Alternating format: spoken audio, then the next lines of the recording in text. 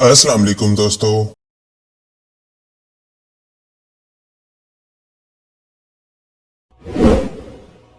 क्या आपने कभी ये सोचा कि अल्लाह ताला ने कुरान मजीद में 7 आसमानों और 7 जमीनों का जिक्र क्यों फरमाया है? पुल सरात पर 7 मराहिल ही आखिर क्यों तय करने पड़ेंगे? और 7 साल की उम्र से ही एक बच्चे को नमाज सिखाने का हुक्म आखिर क्यों दिया गया है? हज और उम्रे के मौका पर हाजी 7 मरतबा ही खाना काबा का तवाफ क्यों करते हैं? और शैतान को 7 कंकरियां आखिर क्यों मारी जाती हैं? जहन्नुम के 7 दरवाजे और जन्नत के 7 दर्जात ही क्यों हैं? और अल्लाह ताला ने ये जमीन और आसमान 7 दिनों में ही आखिर क्यों तख्लीक फरमाए? सही बुखारी की एक हदीस के मुताबिक आप सल्लल्लाहु अलैहि वसल्लम का इरशाद है कि जिसने सुबह सवेरे अजवा की 7 खजूरें खाई तो शाम तक कोई जहर या जादू टोना इस पर असर अंदाज नहीं होगा।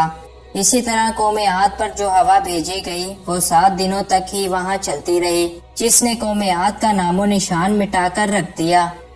नंबर 7 कुरान मजीद में 28 मरतबा आया है, जो कि नंबर 7 का ही एक मल्टीपल है। यानी कुरान मजीद में हर लफ्ज को निहायत नाप तोल कर बयान किया गया है, जो कि यकीनन अपने आप में ही एक मुअजिज़ा है। अल्लाह ताला ने कुरान मजीद में नंबर 7 को ऐसी हैरत अंगेज तरतीब के साथ बयान किया है कि आज की मौजूदा साइंस भी इसको समझने के बाद इसकी तारीफ किए बगैर नहीं रह सकते। आज साइंस हमें ये बताती है कि जमीन के एटमॉस्फेयर में 7 लेयर्स मौजूद हैं। इसी तरह जमीन के नीचे भी 7 लेयर्स ही मौजूद हैं। एक हफ्ते में भी 7 दिन ही होते हैं और एक एटम में भी 7 लेयर्स ही होती हैं। जमीन के 7 बरे आजम हैं और इस पर 7 समंदर ही मौजूद हैं। एक मुसलमान जब सजदे में जाता है तो इसके जिस्म के 7 आज़ा इस सूरत में इस्तेमाल होते हैं, यानी दोनों पाँव, दोनों घुटने, दोनों हाथ और चेहरा सजदे की हालत में एक इंसान इस्तेमाल करता है। कुरान मजीद में सबसे पहले नंबर 7 का इस्तेमाल कुरान मजीद की दूसरी सूरत सूरह अल बकरा की आयत नंबर 29 में हुआ है, जिसमें अल्लाह ताला ने 7 आसमानों का जिक्र फरमाया है, जबकि आखिरी मर्तबा 78वीं सूरत यानी सूरत अन-नबा की आयत नंबर 12 में इस्तेमाल हुआ है और इसमें भी अल्लाह ताला ने 7 आसमानों का ही जिक्र किया है। अब गौर करने की बात यह है कि दूसरी सूरत से लेकर 78वीं सूरत के दरमियान 77 सूरतें आती हैं और नंबर 77 भी नंबर 7 का ही एक मल्टीपल है। अगर आप इसको सिर्फ एक इत्तेफाक समझ रहे हैं तो ये जानकर आपको यकीनन हैरानगी होगी कि कुरान पाक में जिस जगह नंबर 7 पहली मर्तबा इस्तेमाल हुआ है और जिस जगह ये नंबर आखिरी मर्तबा आया है, इन दोनों के दरमियान टोटल 5649 आयात मौजूद हैं, जो कि हैरान कुन तौर पर दोबारा से नंबर 7 का ही एक मल्टीपल है। सूरह अल बकरा के जिसमें नंबर 7 पहली मर्तबा इस्तेमाल हुआ है वो इस सूरत की 29वीं आयत है, यानी इस आयत से पहले 28 आयात मौजूद हैं, जो कि एक बार फिर 7 का ही एक मल्टीपल है। अब जरा हम इस सूरत पर गौर करते हैं कि जिसमें नंबर 7 आखिरी मर्तबा इस्तेमाल हुआ है, तो आप ये जानकर मजीद हैरान होंगे कि कुरान मजीद की इस सूरत यानी सूरत अन-नबा की टोटल 40 आयात हैं और नंबर 7 का जिक्र इस सूरत की 12वीं आयत में हुआ है। तो अगर हम 40 में से 12 निकाल दें तो 28 बनते हैं, जो कि एक मर्तबा फिर से नंबर 7 का ही एक मल्टीपल है।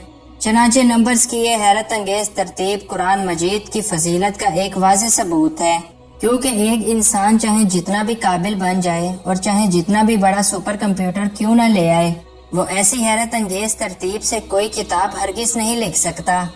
लफ्ज जहन्नुम कुरान मजीद में 77 मरतबा आया है, जो कि 7 का ही एक मल्टीपल है। इसी तरह जन्नत का लफ्ज भी 77 मरतबा ही इस्तेमाल हुआ है, जो कि फिर से 7 पर ही तकसीम हो जाता है। कुरान पाक अरबी जुबान में नाजिल हुआ और अरबी जुबान में टोटल 28 हरूफ मौजूद हैं, जो कि 7 का ही एक मल्टीपल है। कुरान मजीद की सबसे फजीलत वाली सूरत सूरह फातिहा में 7 आयात मौजूद हैं और इसमें अरबी के टोटल 21 हरूफ इस्तेमाल हुए हैं और 7 ऐसे हरूफ हैं जो सूरत फातिहा में इस्तेमाल नहीं हुए और ये सब के सब नंबर भी 7 का ही एक मल्टीपल हैं। कायनात में मौजूद नंबर्स की इस हैरत अंगेज तरतीब को अल्लाह ताला ने हमारी जिंदगियों के हर पहलू में फिट किया है, जिसका मतलब सिर्फ और सिर्फ कुरान मजीद की सच्चाई है।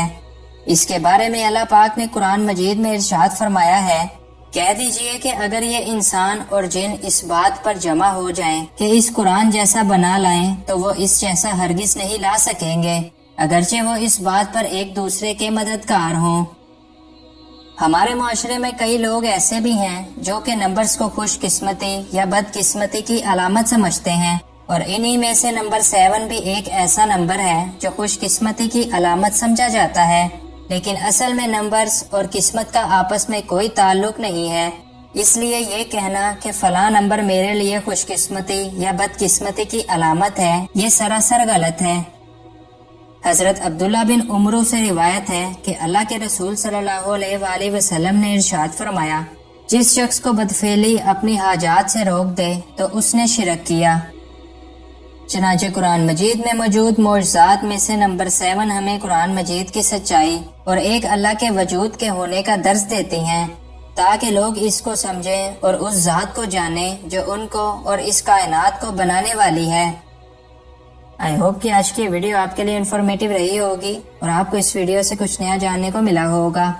اگر آپ کو یہ ویڈیو پسند آئی تو اس کو لائک کیجئے اور اس طرح کی مزید ویڈیوز کے لیے اس چینل کو سبسکرائب کیجئے۔ Thanks for watching this video. اللہ حافظ۔